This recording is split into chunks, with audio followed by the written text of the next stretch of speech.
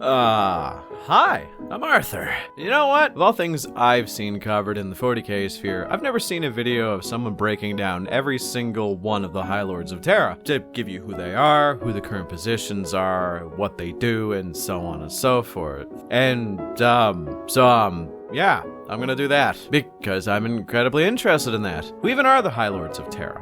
Well, they are, for lack of a better way of putting it, a group of 12 politicians that are kind of responsible for the entirety of the Imperium of Mankind. Basically, every section that you could govern in the Imperium, there is a representative on the High Lords Council to, represent them. Each of these individuals meet up at the council table on Terra in order to discuss the matters of the Imperium. But the interesting part here comes from the fact that there's actually only 9 spots of the 12 that are permanent, meaning they stay in Terra and they will always be there to discuss any matter that is involving the High Lord's duties. But then you have 3 spots that are open. These open spots actually rotate between about a half dozen different individuals that are either here only temporarily or need to be rotated out during times of great need. So someone like Trajan Valorous, who is constantly being pulled away for war, or Lord Solar Leontis, who is also being pulled away from war from time to time. When they are available, they meet up and discuss their many different problems and how to improve the Imperium and how to get jobs done. But when they are not, they are often away and need to be replaced. So these 3 roles are cycled through depending on who's available at the time.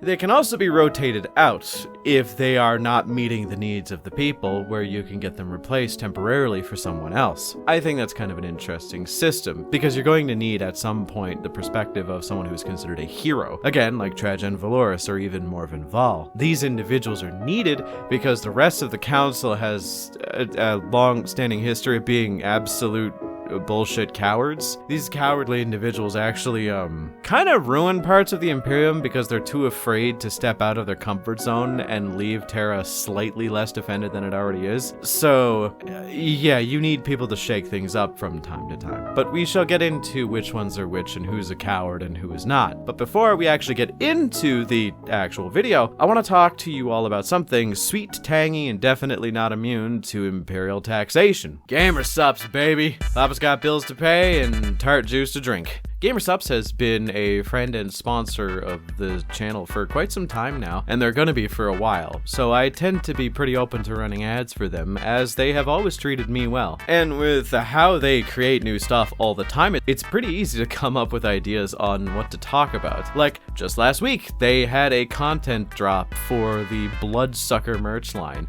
for the All Hallows season and whatnot. And honestly, it goes kinda hard. For a drink company, they make some pretty good t-shirts. I always try to be timely with these kinds of things, but with the rate that GamerSups produces new stuff, it's actually kind of hard to meet their production. Which, to be honest, it's kind of a good problem to have. Right now, I'm drinking their Anime Girl Thighs flavored drink pretty much daily, which has been kind of a a major addiction as of recently, as it's such an easy flavor to knock back. It's orange creamsicle, by the way, not to be confused with skin, like the name would suggest, but I digress. So using code BONEZONE will get you 10% off all purchases from Gamersubs.com, from tubs to merch drops to pretty much anything. As the winter season is fast approaching, a stylish hoodie would be a blessing right now. Thanks once again to Gamersubs for sponsoring me and my bullshit, and let's hop into the High Lords. The Master of the Administratum is, the most important of all the High Lords of Terra in theory, as this admin is in charge of what else but the entirety of the Dectus Administratum, which might not seem like much, but you have to realize that in general the Master Admin is in charge of where all resources go and the red tape that you need to cross to get to where you need to go. A single misfiling in the Administratum could lead to not only a bit of an inconvenience, but the death of millions, if not billions. In the short story, The Watcher in the Rain, a single low-level adept in charge of food stocks and militarum supplies was actually the Imperium's most prolific mass murderer, as she was intentionally misfiling documents in order to wipe out entire guard regiments due to starvation or have them be equipped with faulty weapons. It is, in fact, a big role to manage. But notice how I mentioned earlier when I started this that in theory it is. is. As weirdly enough, the Master Admin is like 70% a performative role, used for ceremony as well as, diplomatic events. As the Master Admin generally fulfills high-end purposes for the Administratum, they don't really have much more duties outside of the ceremonial stuff, so they are someone that you want to get on their good side with. But in general, they're more just there to fulfill the role of representing the entirety of that Adeptus Administratum rather than leading it. With Rabute Gulliman returning and the Indomitus Crusade beginning, the last adept, who was a bit corrupt and particularly keen about hoarding resources, was fired, likely out of a cannon, into a wall. And a new one was chosen to fill the place. The current master of the Administratum is Violetta Roskavler. We don't know much about her other than she is a genius, as well as having insane management skills, but also, fun fact, she was born on Inuit, the planet Rogaldorn was born on, which is kind of fun. The Inquisitorial representative, or usually just the High Lord Terran or what have you, is a bit of a weird position, as the name itself would suggest. You're not necessarily a lord per se, as much as you are someone elected to represent the Inquisition to the High Lords and the needs of the Inquisition. Alongside that, the representative is responsible for keeping an eye on making sure the other High Lords are doing their job properly, which, although sounds easy enough, you have to remember that due to the Inquisition having very little oversight from anyone else, this means the representative can essentially leverage their position as member of the High Lords to get anything they want done. Though comically enough, the representative is not even seen as that important of a position in the Inquisition. Oftentimes, it's referenced that the seat on Terra is empty for the Inquisitorial representative, as even though they are a High Lord, they still have duties to perform, as the skills of a Lord Inquisitor are very, very niche and need to be used at their maximum. So they usually respond by proxy or even by sending just a small missive to the other lords, and sometimes there isn't even a representative, but instead a bunch of Inquisitor lords that convene and convey the needs of the Inquisition directly to the High Lords without actually having someone on the throne. The current representative of the Inquisition is Cleopatra Arx, and she is kind of a badass. And weirdly enough, a progressive individual in terms of the Ordo Malleus, as she was one of the people who was responsible for spearheading the edict to allow the Custodes to fight in wars again, which is kind of cool. Outside of that, she is kind of a kick-ass inquisitor who takes no shit and wants to fight for what's right rather than what's best for her. Not afraid to put herself in the crosshairs if it means she's going to get in trouble for it and the end result is still going to be a net good. She actually put her name on a bill, like an order, that would basically mean that if it failed, millions if not billions would die, but she made it so that her name was on the bill just so that other High Lords would sign on, knowing that they wouldn't get in trouble because she's the face of the bill. Which is a nice change of pace for Ordo Malleus, as they're known for doing the worst shit imaginable and being the most absolutely backwards people in the universe. Next up, we have the ecclesiarch.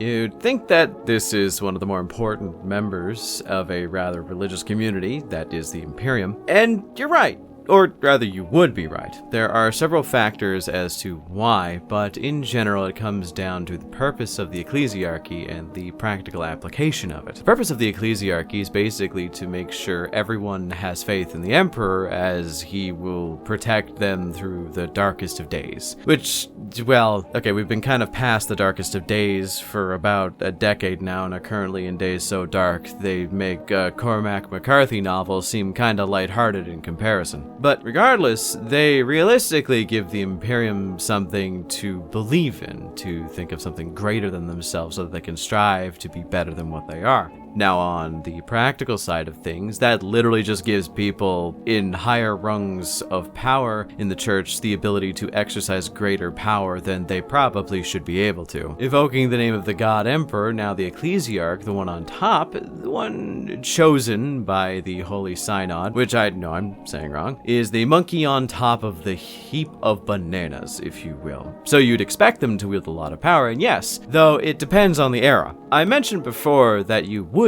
be right in assuming that, inferring the past tense, because, well, Rabute Gulliman showed up, and he's in charge now, and he is the most staunch atheist in human history, literally looking at gods and scientifically breaking them down as, nah, you're just psychic phenomena. So because of that, the ecclesiarch has a greatly diminished level of strength in the modern day, as Gulliman handpicks the religious leaders in order to make them either easy for him to stomach or easy for him to control. Which brings us to Eos Retira, the current ecclesiarch. See, she was plucked from one of the Ultramarian worlds and is used to speak for the ecclesiarch. We don't know much about her, though in some interactions I've seen that she's essentially just a big talking head, though some wiki pages often refer to her as a reformer, whatever the fuck that means. But yeah, I digress. One of the coolest lords and one of the most contentious positions right now is the Fabricator General, which is one of the staple ranks of the High Lords of Terra, and it has been around since the Great Crusade. The High Lord nominated as Fabricator General is often the one in charge of the Cult Mechanicus and all of its goings-on,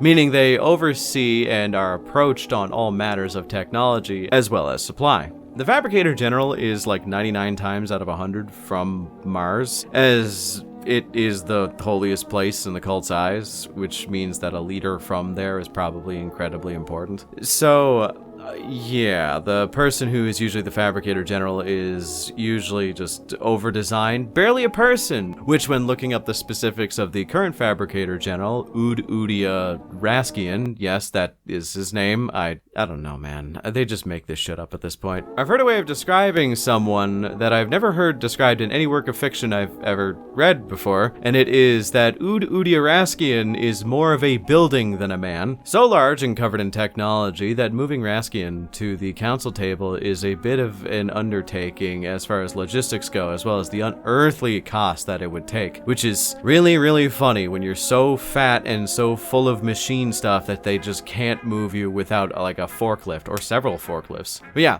the Fabricator General has been a place on the High Lord's seat for a while now, but one of their responsibilities is actually that they are supposed to keep an eye on their respective forge world, or at least the forge that they come from. Usually the forge that they come from is Olympus Mons on Mars, but I digress. And, yeah, what we know about Raskian is he was, a bit of a contemptful asshole. He was one of the lords that didn't get replaced by Gulliman upon his return, which I feel like is probably a logistical thing of just uninstalling him would be a nightmare, so they just let him keep his job. And he has been a bit of an oddity since. He opposed the bill to renounce the decree of restraint, allowing the Custodes to leave Terra, for reasons that I don't fully understand. I'm assuming it's because they have better technology than the Mechanicum, or something. He also somehow managed to sneak in a dark Eldar homunculus into the throne room to see if it can fix the golden throne, which, okay, I don't think that's how that should work, but you know, it goes what you know what, good for him. Good for him. It worked, sort of. It added on about an extra 100 or 200 years onto the lifespan of the throne, which might not seem like much, but, you know, with Gulliman around, you could do a lot in about 200 years. But, yeah, fun fact, the last non-High Lord of Terra Fabricator General actually was a traitor, Kelbor Hal. He was the Fabricator General of Mars right on the outset of the Horus Heresy, and he sided with Horus, which I think is interesting that the lineage kind of had a bit of a bump there, yeah. Speaking of sketchy lineages, the Grand Provost Marshal, which is the next High Lord that is a permanent fixture of the High Lords. If you don't know who that is this dude right here. Judge Dredd looking ass. You could probably figure it out, but he's the absolute head of the Arbites, where he is the pinnacle of all the law in the universe of the Imperium. There is a bit of a misnomer though. Arbites are not the police. They are kind of the police of the police. Where local police govern local laws, the Arbites govern the Imperium's laws. With that in mind, the Grand Provost Marshal is a High Lord specifically to make sure that all the matters of law are handled properly by the other High Lords. Pretty simple shit, though it is one of those jobs where the Marshal in question actually obsessively focuses on the law in regards to the High Lords rather than any of the law outside of the council room, which can lead to some blind spots. He often delegates to other ranking officials to do his duty for him and speak to the other individuals of the Arbites, but, you know, the current Grand Provost Marshal is kind of unknown, because the last one, that was killed when Gulliman tried to enter power, was Aveliza Drakmar. I swear these names are getting worse the further I go. A man who worked together with a bunch of other lords who wanted to stage a bit of a coup against the Lord Regent, who was going to give a bunch of wide-sweeping changes to the Imperium and the power structure of the Imperium as well as the High Lords. They were against it, as you could probably guess, and a few of the lords rebelled, wanting to hold on to the level of power that they had before. Unfortunately, one of the lords who allegedly rebelled was Fadix, the Grand Master of the Assassins. But as we will cover next, Fadix kind of operates with the Imperium's best intentions in mind, so they unleashed a bunch of assassins on the wannabe usurpers and stopped the coup before it really had any time to pick up steam. There is probably a Grand Provost Marshal right now, as there kind of has to be one, but like, we don't know who it is, unfortunately. But also, like, speaking of Fadix, the Grand Master of Assassins is one of the most important roles of the High Lords of Terra, or rather, it's the most dangerous role. The Grand Master as a whole, if I could be so bold, is definitely, I'd say, the second most dangerous of all the lords, without exception. The only person who kind of edges them out is Trajan Valorous of the Custodes, but that's just because a custodian could easily fight off quite a few assassins. But in general, the Grand Master of the Assassins is responsible for, well, what else but the various temples of the Assassinorum, and thus wields what are essentially the most dangerous weapons in the Imperium. And for those who think, oh, so they have control over the 4 different types of assassins and can unleash armies of them, no, they have control over a bunch of different temples that we don't even know about. There's data manipulation temples, there's entire temples dedicated to drone warfare. There are so many different information siphoning assassins that the idea that Fadix could ever be in any level of danger whenever they appear is actually impossible. The Grand Master of the Assassins is always guaranteed to be one of the High Lords, and it's kind of a double-edged sword as to why. It's so that the Assassinorum can have their opinions be heard, and that their highest-ranking member can have a seat of power that cannot be superseded by pretty much anybody other than a Primarch or the Emperor himself. And it's also because if they didn't, then, well,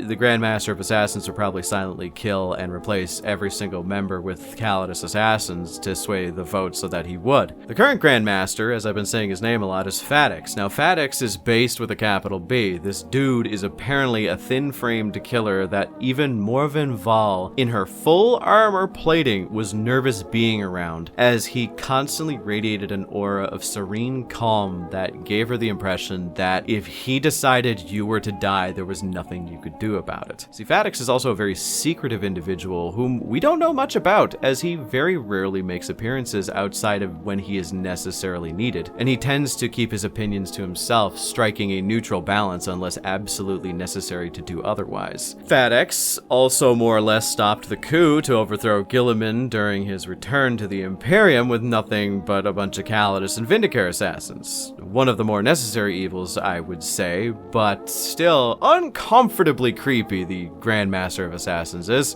So this next one, I didn't really know much about, but I left this entire reading session and research session feeling kind of, radically uncomfortable and confused, but you'll understand what I mean in a secchi-poo, so be patient. The Paternova Envoy is basically the lord and leader of the Navis nobility. The Paternova itself is a long-standing and respected position in the hierarchy of the Imperium, as they are the representative that essentially is the head of the Navis Nobilitae as a whole. The Paternoval has a very interesting purpose, as they don't just command the different navigators of the Navigators Guild in order to make them work for other ships. The Paternoval actually uses their hyper-advanced and weirdly developed abilities as a navigator to enhance the abilities of every other navigator in the universe. Think of it like they are a tuning fork that guides other navigators to the light of the Astronomican. It's stated that the bloodline that is directly connected to the current Paternoval are most affected by this, but how it really works is they stay in their little mansion, castle, whatever, and because they stay there, they're hooked up to a bunch of machines and technology that allow them to broadcast their weird navigation-enhancing abilities. It gets a lot weirder the further we go into reading this, because when a Paternoval dies, it's said that the rest of the navigators in the universe suffer greatly, which makes a lot of sense. They lose a lot of their potency as navigators until a new Paternoval is elected. So here's where things get a little wacky. How do they accept, or rather elect, a new Paternoval? Alpha male through trial by werewolf combat. No, I'm not kidding. When the Paternoval dies, the heirs to the throne of the Paternoval begin a sort of metamorphosis, growing larger, stronger, more feral, and actually becoming more like a wild animal than a human. See, the traits of a normal navigator begin to become enhanced, their eyesight becoming more keen, their gills, their talons, their skin hardens. They end up becoming weird monsters for like a short period of time, and what they do is they gather all of these heir apparents, throw them into a ring to kill each other until there's only one left. Then that one is thrown into the room, they calm down a little bit, and in said room they become the new Paternoval, which allows them to channel their abilities into the rest of the universe. I was legit flabbergasted when I read this, as that seemed so goddamn extra, and I kind of love it. See, the big thing here is that every time we talk about navigators, they're always so frail and thin and just weak. So the idea that they become these giant monstrosities all of a sudden is just weird. It's so extra. I don't understand why they couldn't just write in the lore that it was just an electoral process, but apparently not. They kind of handle their own in such a weird way. So, with that being said, the Paternoval is kind of bound to their duties, because to leave the, location where they're channeling their abilities would kind of leave the Imperium in a hellish state, so that's where the Paternoval Envoy comes in. Paternoval Envoy is elected to convey the ideas, ideals, and ambitions of the Paternoval, as well as the navigators from the Navis Nobilitae. This individual right now, the current one, is Catic Mir, who is kind of a little coward piss baby, but you know what? It's kind of par for the course for most navigators, because most of them are just weirdly malformed cowards, but apparently 99.99% of the time that's normal, and then that other remaining percentage they turn into like some kind of weird Hulk werewolf. Okay, who's next? Oh yeah, on to a more understandable role in the Imperium, the Master of the Astronomican, which is one of the most important roles out of all the High Lords of Terra, less so politically, as it's more of a practical role than anything else. This person is in control of maintaining the Astronomican, which, if you don't know what that is, it is the golden light beacon that shines out to allow the navigators to see where to go in warp travel. But there is a lot of tasks to undertake for that specific goal to be accomplished. See, the individual in charge needs to make sure that the correct amount of psychers are sacrificed per day in order to maintain the Astronomican, because if that drops, again, I refer you to what happened if the Paternoval leaves his office for a bit too long. Hellscape, all over, good times. It likely would mean the death of a billion whatevers and the destruction of a billion whatevers, but generally speaking, the Master of the Astronomican usually has their hands full, because they also have to deal with the Master of the Telepathica, as well as the Paternoval Envoy, as both of their jobs kind of hinge on the Astronomican's existence. The current Master of the Astronomican is a man by the name of Lucius Throde. He seems to be a rather forthwith fellow, who was basically in the wrong place at the right time. Serving under the Master of the Telepathica at the time, Lucius was around when the Great Rift was opened, and it caused a bunch of psychically inclined individuals to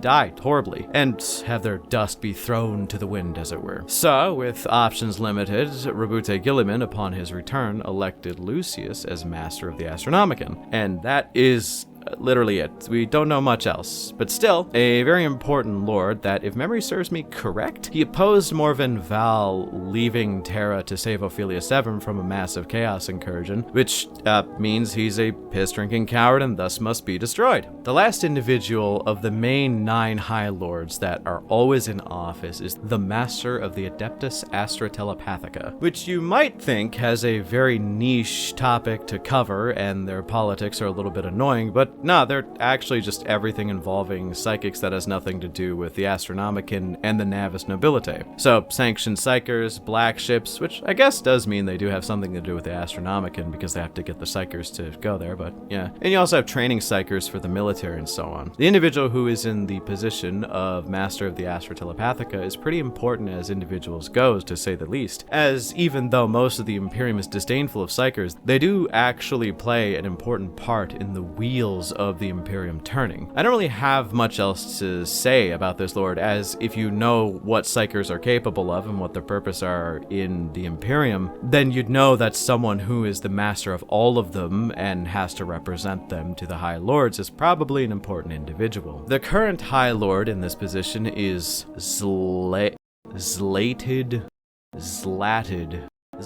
Af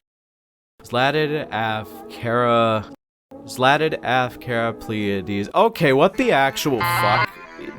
That is... Okay, I get it. You want your names to be Latin-inspired, so you go back to ancient shit. But fuck me, man. This is one of the hardest names I've ever had to endure. Why? Fun fact about this individual, they are actually responsible for originating the idea of removing the Edict of Restraint to allow the Custodes to leave Terra, which makes them pretty cool in my books, as it means that they're a progressive in a world full of regressives. With him out of the way, now we get into the non-standardized High Lords that rotate out now and again, depending on the needs of the Imperium as well as their goals at current time. We're gonna kind of lightning round this one, because I don't have as much to talk about with them, and you could probably figure out what they do. So I might group a few of them together, but we'll get there, because they're basically just the temporary fill-ins for the remaining 3 spots. I'll likely cover the ones that are currently in that position right now, at least at time of recording this, and then from there, we'll just cover the rest that aren't there.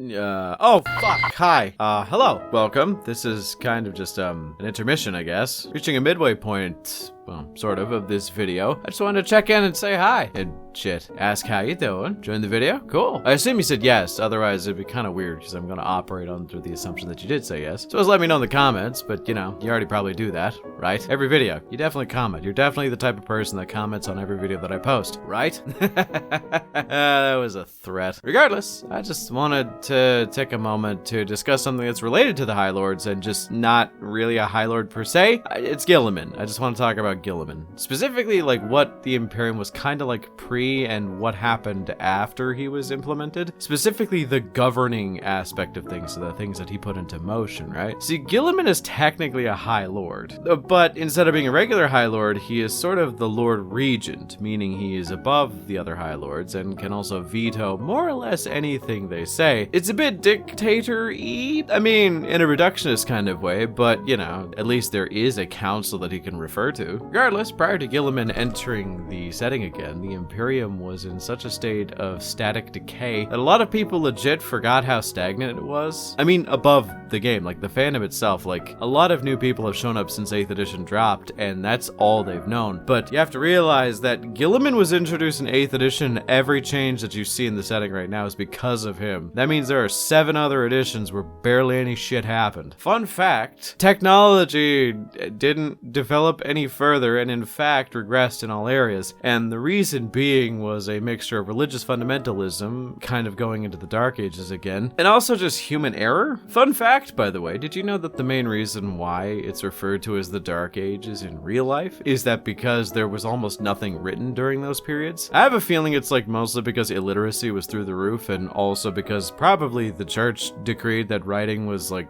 a sin and would summon a demon if you ever wrote a single thing that wasn't the Bible, which is why we don't have many written accounts of the time itself. So I think that's kind of interesting. And thus the 10,000 year Dark Ages that we kind of launched ourselves into has kind of left the Imperium in a bit of a sorry state, if you could say that.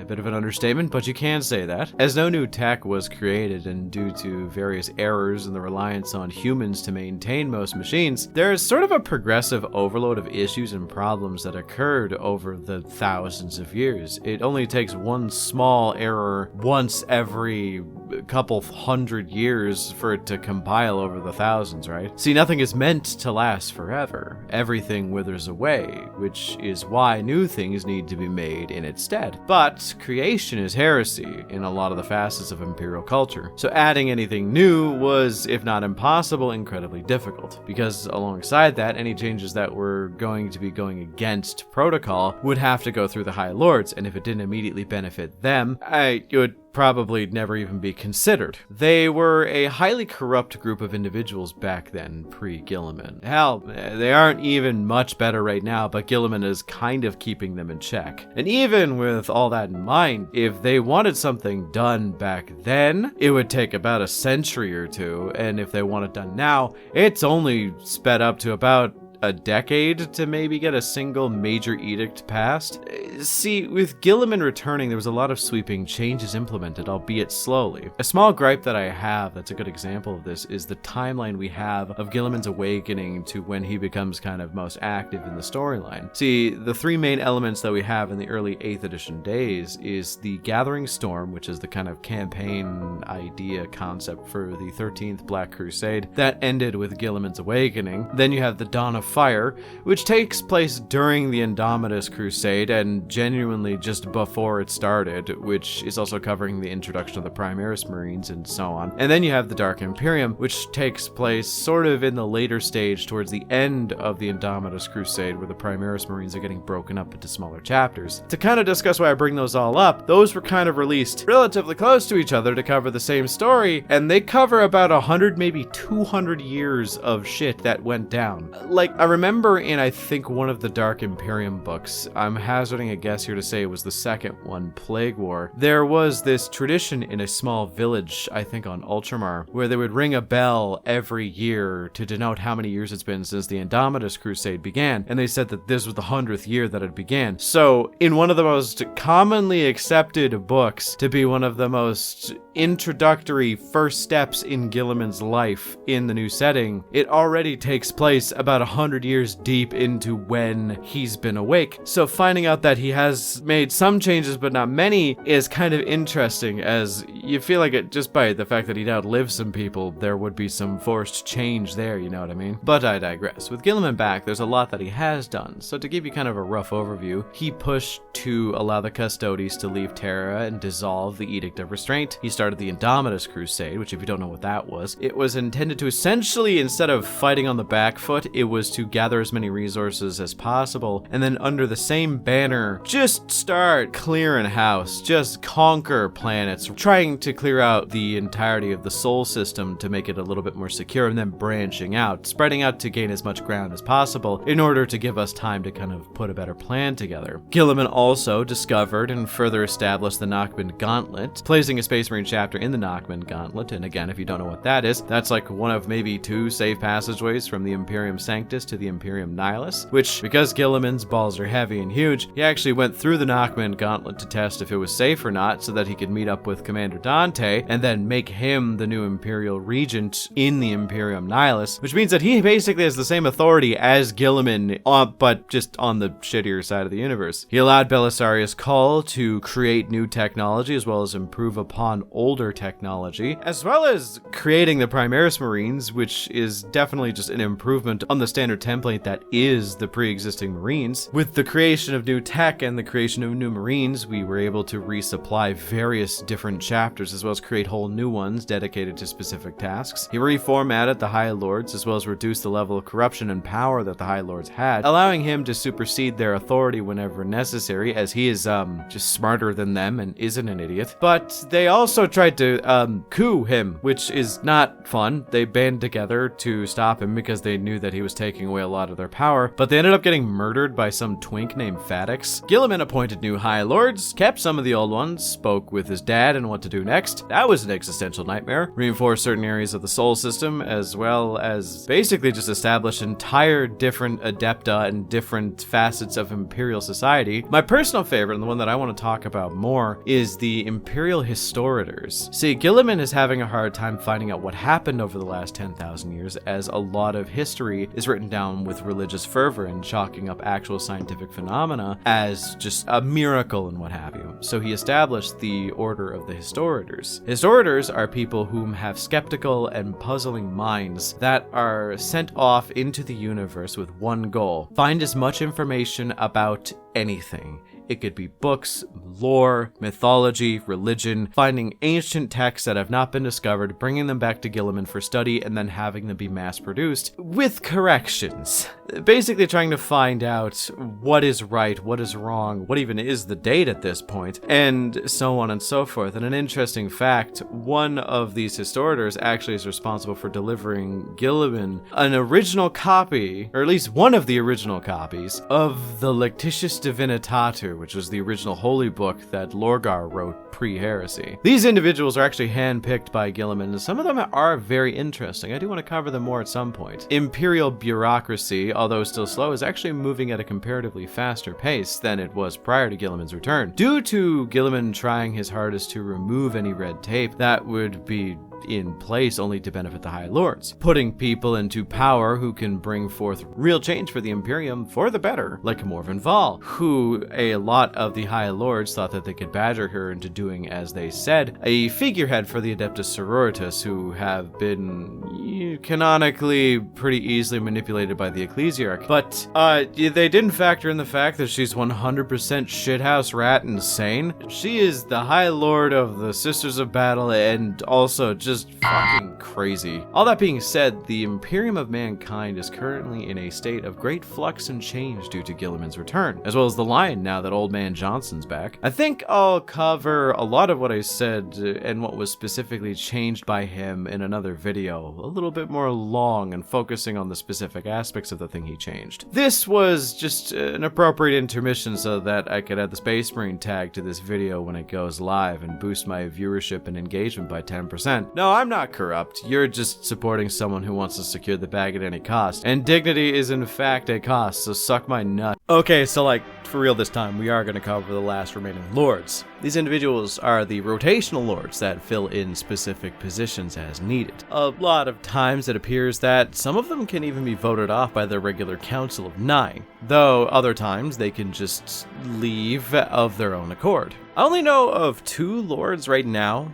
that are filling out the positions that are needed to have the full 12 on the council table, meaning there is likely an unknown lord. I tried looking to see if there was one that I could find, but it seems the general consensus is we don't really know who it could be. So I'll mention who those final 2 are, and then I'll get into the possible fill-ins for that. Okay, lightning round, let's go. Starting off, we have the one, the only, the Captain General of the Custodes. See, this role is important as it puts the least cowardly perspective on any matter at the table with the other members of the council. It also gives them the perspective of someone who's been around for other councils that have existed on Terra at any given point. See, Custodes tend to live quite a long time, so they have the perspective of that time. So with the Captain General, he is in charge of the opinion of the Custodes as well as almost every single custodian out there. The current Captain General is the 17th of this holy lineage, and it is Trajan Valorous, who I will not say much about, but I do plan to cover the talents of the Emperor in the future more in depth. But Trajan is so dangerous and so powerful that he is one of those individuals that you could almost consider near Primarch tier, though he's not nearly as cool as Constantine Valdor, but he is up there. The next High Lord, and the last one that we truly know is in power, is the Abbess Sanctorum of the Adeptus Sororitas, who is in charge of specifically the Sisters of Battle and their various orders, as well as making sure they are embedded in the right locations in the universe. See, the Sisters act as holy saviors as well as, military additions to help with war fronts or just with ailing civilizations, dividing up their various orders into useful columns. Not a lot of people mention this, but there is, like, orders that are non-militant that are used in places of great need. So say the Astronomican is engaging in a campaign of war on some planet and they have a lack of doctors. So one of the orders, Hospitaller, can show up, which is one of the non-militant orders that specialize in that exact task, which is care, help,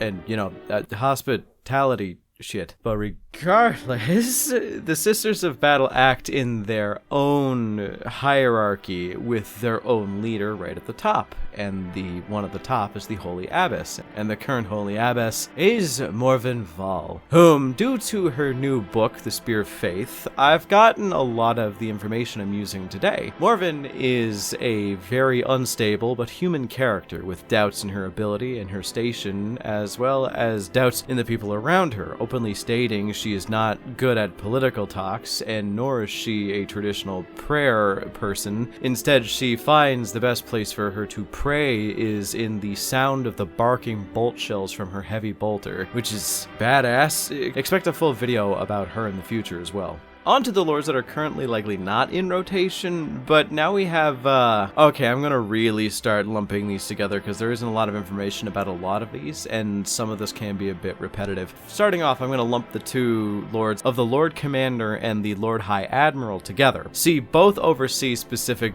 aspects of the military in the Imperium, and both are divided up depending on the location that they're at. See, if you are the Lord Commander of a certain sector, you control every single military campaign and operation in that sector. Good example, one of the most well-known, is the Lord Commander Sol, which right now the Lord Commander Sol is Leontis, who has a model. It looks really cool. Same with something like the Lord High Admirals, who are in charge of the Imperial Navy of any given sector. These individuals can be like the Lord High Admiral Tempestus, who is in charge of the Segmentum Tempestus. You get what I mean? So these individuals kind of work in tandem with each other, and they don't really answer to anyone except for the one space that is above them, which gives us the next person who could be a High Lord, which is the Lord Commander Militant. There is only one Lord Commander Militant, and they are the person that someone like Leontis and any of the other Lord Commanders or Lord High Admirals answer to. The Lord Commander is in charge of the entirety of the Imperium's military outside of, say, Space Marines or Custodes or anything that doesn't have its own High Lord representative. Lord Commander Militant is usually the one that's chosen over a Lord Commander or a Lord High Admiral to represent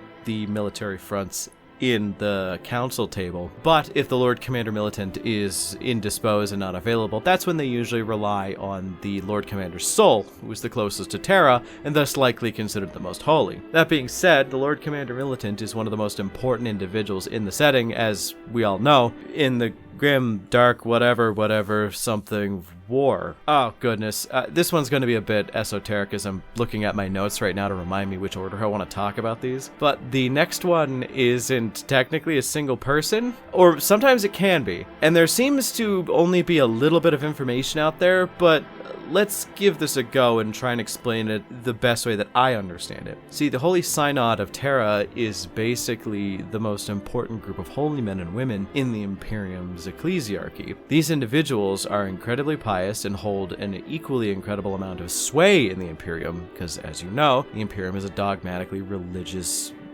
weird community. To give you an example as to how much sway they hold, an ecclesiarch cannot be inducted without their say-so. With that being said, you'd think that the ecclesiarch would be their representative, but no. Apparently, it is, although uncommon in the modern day, it is not unheard of to have a small cloister of the top-ranking cardinals from the Holy Synod as a group of representatives on Holy Terra, speaking in matters of faith as well as spiritual purity. I legit do not know the difference between what they would offer to the table as opposed to the ecclesiarch, but it is also the Imperium. As I mentioned, stupidly religious, so having overlapping positions on the council, especially if they're both dogmatic, hyper-religious nutjobs, that makes a lot of sense. I mean, what could possibly go wrong? Going down the list a little bit further, the Chancellor of the Estate Imperium is such a comically underwritten position of importance in the lore that it's actually really funny. I'm not kidding. When I was searching these more obscure titles up, and we're going to come across a few more of these before we're done, I cross-referenced several wikis as well as a few other video sources, and it literally ended each time with me going, oh shit, is that literally it? As far as we know, yeah. The Estate Imperium is an important group of Adeptus Ministorum individuals who are charged with organizing all of the records of the Imperium's Ministorum, meaning the billions of miles of written scrolls being organized. The Chancellor is essentially the head of an organization whose entire purpose is to organize the analog data storage of the Imperium, which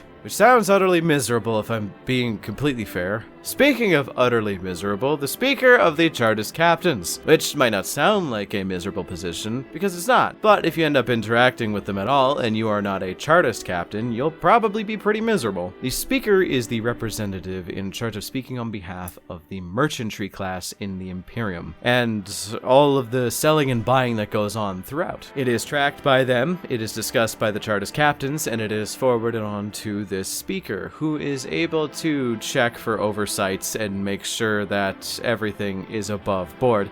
Though I do have the faintest idea that there is a great deal of corruption, or at least there was at some point. The absolute last of the possible High Lords in the rotation is the Lord Constable of the Synopticon, which is a kick-ass name, and I'm pretty sure that's a boss fight in Ultra Kill, but there's like 5 sentences about them out there. Same shit as the Chancellor of the Estate Imperium. They have a very inferred position where we don't know much, but what we do know is they are essentially just master of spies. They are the lord of all surveillance and information gathering in the Imperium, likely head of a network of spies as well as the investigative part of the law enforcement in the setting. Basically just the 40K's equivalent of the feds. That was way more than I was expecting it to be. Real talk, I was thinking that this video was going to be maybe like 20 minutes and I was going to have to stretch it to 30 because I wanted to make a proper long form video, but yeah, I had to condense the shit out of this video to get it out on time, so I thank you all for sticking through it. That was all of the High Lords, and the possible High Lords that could possibly exist in the setting of 40K. This is one of the few times that when researching a topic, I went in pretty informed, but found out that there was a lot that I didn't know about the specifics of it, such as the workings of the Navis Nobility, which is cool. Regardless, I hope you all had a good time. And if you did, let me know in the comments which lord you think is taking up that 12th spot. Also, let me know if I got anything wrong, because I feel like I did. There was a lot to read through, and I just have this like creeping feeling that I think I got something wrong at some point. So I'm just waiting for the actuallys to come in. So you have complete free reign to just talk shit in the comments. You have my blessing. Before we go, special thanks to my channel members for supporting me. With your help, I'm able to make this content for all of you. I recently stopped producing YouTube shorts so I can focus on even longer video content for all of you. So let me know what you think about that. But because you are supporting me through channel membership, I can do that transition a lot easier. And also, if you become a channel member, you gain access to 2 additional videos a month, as well as access to videos the second they're uploaded. So if that sounds like something you'd want, then consider becoming a member. Thanks once again for watching, and until next time, yeah, I got nothing, man. It's like 3 a.m. right now when I'm finishing recording this last segment. There were fireworks tonight. I have no idea why. My brain's still kind of fried from the Werewolf Navigator thing, so good night, everyone. Oh, and also happy late Halloween, I guess.